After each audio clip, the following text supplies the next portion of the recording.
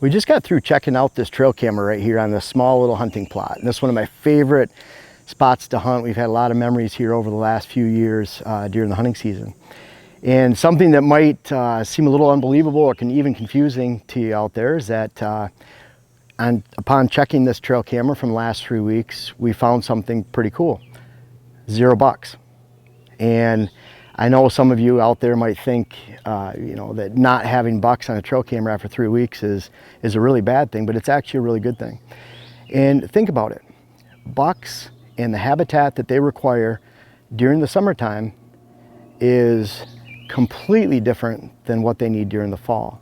During the summertime, bucks need cool airflow, shade, and they need high quality summer crops, which we have around here within a half mile to 3/4 mile. And in this case, that falls in the form of soybeans and alfalfa.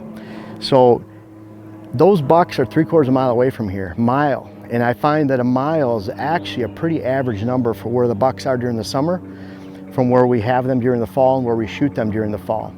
So completely different. And again, it goes back to that habitat. And the habitat here, we have thick cover, lots of lowland cover behind me. We have 0 summer food. We don't want that summer food here right now. We can't compete with the quality and the nutritional levels of the manicured ag fields around here of soybeans and alfalfa. So I really want those bucks out there growing big antlers and being healthy, those does and fawns out there on those ag fields.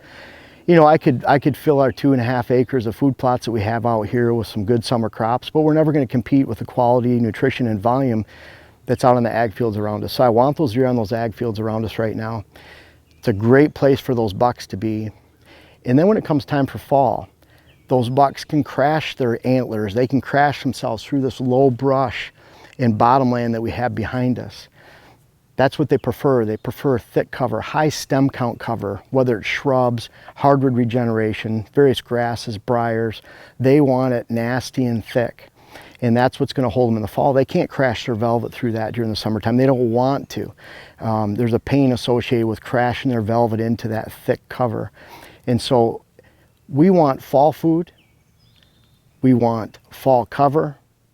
And in the fall, we get plenty of buck pictures here during the daylight hours, and we can actually be a herd influencer. We can actually be the one in the neighborhood that can hold those deer in their small travel patterns during the daylight, where they have thick cover, they have limited food sources, and then at night we send them out to the ag. So are we disappointed right now that we're not seeing mature bucks on the cameras? Certainly not in this location. That's a good thing. We don't want them here because that tells me that often where those bucks are at during the summertime, they are not at during the fall. That's very important for you to understand. They need completely separate habitat conditions. Now does and fawns, we have thick cover here. We have limited food source. There's going to be some fawning ground in this area, but we want that to remain limited because too many does on here during the summer. We're already making thick cover and giving them fall food in the fall. Those does and fawns hang around. They stay into the fall, and then we overpopulate our property, especially on a property like this of 40 acres with does. So there's certainly a balance in there. And I find that if you're finding that you're not getting a lot of mature buck pictures on your cameras right now, don't think that's a bad thing. That might be a blessing for your hunting season and for your ability to actually be a herd influencer in the neighborhood.